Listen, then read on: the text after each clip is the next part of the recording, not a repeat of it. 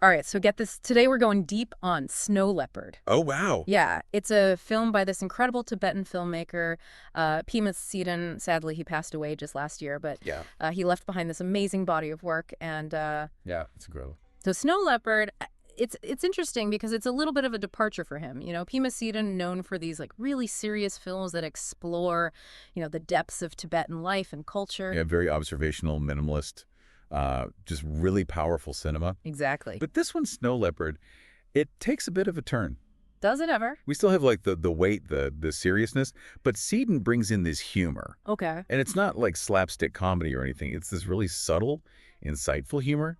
And our source for this deep dive is actually a film critic who wrote this great piece about it. And he's the one who really points out how brilliant this use of humor is. So for our listeners who haven't seen the film, can you just set the scene? Like, what's the basic setup here? Okay, so picture this. You're a herder living on the Tibetan plateau. Your whole life revolves around your livestock. And then a snow leopard, this like almost mythical creature in Tibetan culture, starts attacking your flock.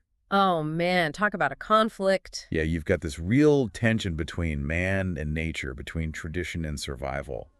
It's heavy stuff. And then to make things even more complicated, you throw a reporter into the mix, right? Exactly. He's like an outsider trying to understand what's going on, and he kind of becomes this catalyst for the herder to, unleash all of his frustrations. Okay, I'm seeing where this is going, but I gotta ask, what's so funny about a herder losing his livelihood? It's not about finding humor in the situation itself. It's how Tseden reveals the herder's personality through these moments of humor. Okay. He's this volatile character full of rage. He's railing against the snow leopard, against the bureaucracy he has to deal with, even against the landscape itself. 최승현도 맞추 원래 저참 무고 저 다모치셔라 저 맞추디니 맞추가 딱 선지 It's interesting because our critic actually uses the word unreasonable to describe the herder. I mean, I get being frustrated, but, killing a protected animal. Yeah, and the film doesn't shy away from that. It makes you confront the complexity of it all. It forces you to empathize with someone who's making these choices that are morally ambiguous. You're laughing, but you're also like, oh man, this is heavy.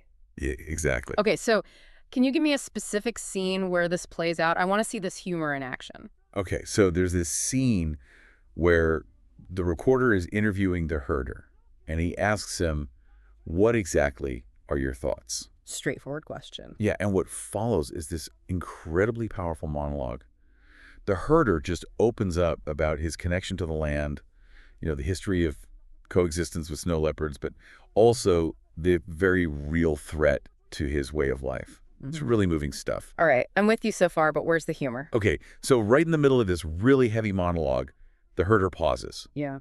And he lets out this completely random snort. Wait, a snort, like a pig snort? Yes. It comes out of nowhere, and it just breaks the tension in this way that makes you laugh out loud. I actually had to rewind it because I was like, did that really just happen? I'm telling you, I had to rewind it too. I thought maybe I missed something. It was so unexpected. Right, and that's what's so brilliant about it. It's like this little moment of absurdity in this otherwise very serious film. And it's so well executed.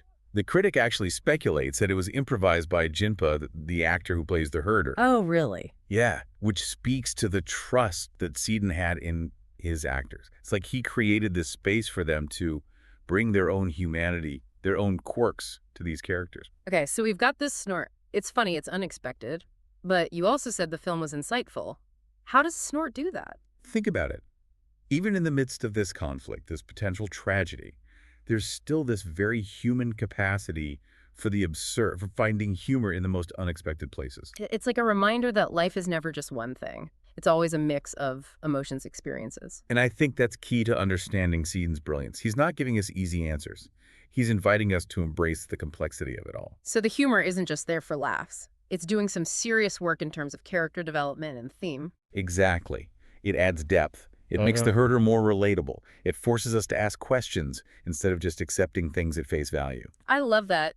We're not just watching a story unfold. We're being drawn into this conversation about our relationship with nature, with tradition, with the choices we make when we're pushed to our limits. And that's where the power of this film really lies. It stays with you long after you've seen it. I agree. It definitely makes you think. Yeah, it does. So we're seeing how humor can be used to, get at these really complex issues.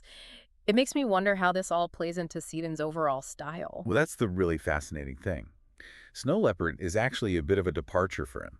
Oh, is it? Yeah, I mean, he's known for this really minimalist approach. Yeah. Long takes, quiet observation of Tibetan life. Yeah. Just letting the story unfold naturally. But here in Snow Leopard, he introduces these subtle visual effects, almost like dream sequences whenever the snow leopard is on screen. Wait, VFX in a Pema Tseden film? That's not very minimalist. Right. You wouldn't expect it. But it serves a purpose. It blurs the lines between reality and the herder's fears and anxieties. Okay, so you're saying, so we're never quite sure what's real and what's in the herder's head. Exactly. And that adds another layer to the comedic tension. Interesting. So he's playing with our expectations, bringing in elements that we wouldn't normally associate with his work. But is he still exploring those deeper themes of Tibetan culture and identity? Oh, absolutely. The film is steeped in Tibetan Buddhist philosophy. Yeah. This idea of interconnectedness between all beings. Right. Even the herder's anger at the snow leopard, it's tempered by this grudging respect and acknowledgement of his place in the natural order. That's fascinating. So the humor isn't like making fun of Tibetan culture. It's actually coming from a place of deep understanding. Precisely. The critic even points out that the herder's frustration with the bureaucracy, his stubborn refusal to back down at all, has a cultural context. Yeah, there's a history of Tibetans feeling unheard, marginalized. So his defiance, while funny, also carries this weight of historical struggle. Exactly. It's a reminder that humor can be more than just a way to make people laugh. Yeah, it can be a way to convey really complex ideas, cultural nuances that might otherwise be missed. And that's where Tseden's mastery of film really shines. He uses the visual language of cinema, the pacing, the sound design, even those moments of silence, to create this symphony of humor and drama. You mentioned silence. I noticed that too. It's almost like the landscape itself becomes a character in the film, amplifying the humor. Exactly. Think about those long, silent shots of the vast Tibetan plateau. They create this sense of isolation. The herder's struggle against forces much bigger than himself. And then when he just erupts in anger, it's even funnier because of that contrast with the serene, almost indifferent backdrop. Right. It's like the universe is in on the joke. Speaking of jokes, the critic keeps using this phrase, contrast and juxtaposition. What does he mean by that? He's basically talking about how Tseden is constantly playing with opposites. You have the seriousness of the snow leopard threat versus the absurdity of the herder's reaction. Oh, I see. The vastness of the landscape versus the intimacy of his personal struggles. These contrasts create a unique tension that keeps the audience on edge. You're never quite sure whether to laugh or cry. It's so clever the way he does it. It makes me wonder, could other filmmakers learn from Tseden's approach? Could this blending of humor and drama be effective in other genres, other stories? That's a great question. We often compartmentalize storytelling. We think this is a comedy or this is a drama. But Snow Leopard shows us that those lines can be blurred. Humor can be a powerful tool for exploring even the most challenging subjects. Yeah, it makes you think, what if more documentaries or even news reports took a page from Tseden's playbook? Interesting. Could adding a touch of humor make those serious topics more engaging, more accessible to a wider audience? That's a really interesting thought. We tend to associate humor with lightheartedness. But as we've seen in Snow Leopard, it can also be a way to disarm us, to make us more receptive to difficult truths. It's like Tseden is saying, hey, let's not take ourselves too seriously all the time. Let's find those moments of levity, those shared experiences that connect us, even when we're dealing with tough issues. I love that. That's a beautiful way to put it. Because ultimately, Snow Leopard is a film about connection. It's about this delicate balance between humans and nature tradition and modernity humor and heartache. And it shows us that finding that balance, that point of connection, is essential to our survival, both as individuals and as a species. Exactly. Okay, so we've been talking about how humor can be like this surprising tool for understanding, even in the face of conflict. But how does this translate to our listeners out there? Why should this film and this whole approach to storytelling even matter to them? That's the thing, right? Like most of us aren't herders on the Tibetan plateau dealing with snow leopards. That's right. But we all face challenges, Yeah. right? Conflicts that feel like impossible to resolve. Oh, yeah. And what I think Snow Leopard offers is this fresh perspective. Oh, yeah. It suggests that maybe, just maybe, there's room for humor even in those really dark places. So it's not about making light of serious situations, right? It's about finding those moments of absurdity, those moments that make you step back and say, wow, life is really strange. Exactly. It's about acknowledging the complexity of it all. Mm-hmm. The fact that we can feel joy and sorrow, laughter and tears all at the same time. Yeah, we contain multitudes, as they say. Right.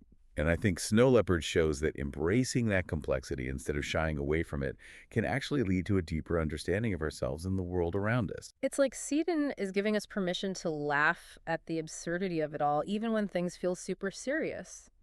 And maybe in that laughter, we find a way to connect with others, to bridge those divides that so often separate us. Oh, I love that. That's a beautiful way to put it. Because ultimately, Snow Leopard is a film about connection, you know? Yeah, It's about the balance between humans and nature, tradition, and modernity, humor, and heartache. it's all connected. And it shows us that finding that balance, that point of connection, is essential to our survival, both as individuals and as a species. Absolutely. So as we wrap up today, what's the one thing we want our listeners to walk away with? What should they be thinking about as they go about their day? I think Snow Leopard invites us to think about the role of humor in our own lives. Mm. Where do we find it? How do we use it? Is it a way to cope or to connect with people or just to appreciate the absurdity of being human? Such great questions. And hey, if you're looking for a little inspiration, I highly recommend checking out Snow Leopard and other films by Pema. I promise you won't be disappointed. Yeah, his films are a gift, a reminder that, storytelling at its best can challenge us, move us, and even make us laugh all at the same time. And on that note, we'll wrap up this deep dive into Snow Leopard. Thanks for joining us, and we'll catch you next time for another exploration of the ideas that shape our world.